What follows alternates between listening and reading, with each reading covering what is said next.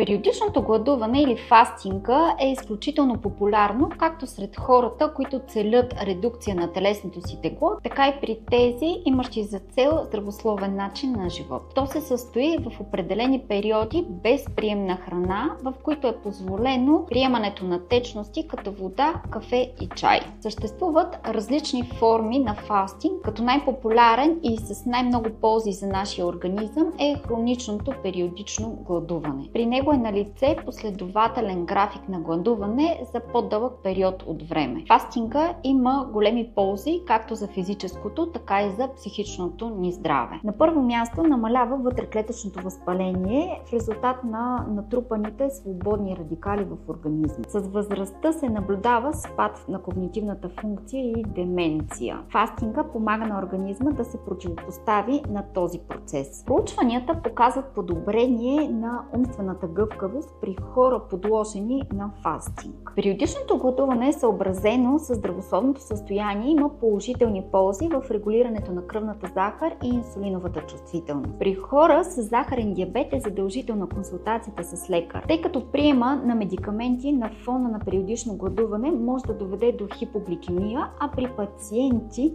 на инсулиново лечение може да се стигне до състоянието на диабетна кетоацидоза. На фона на периодичното гладуване се наблюдават положителни ползи за сърдечно-съдовото здраве. Чрез ограничаване на калорийния прием се поддържат нормални стойности на кръвна захар без инсулинови пикове. Всичко това има положителен ефект върху телесното тегло.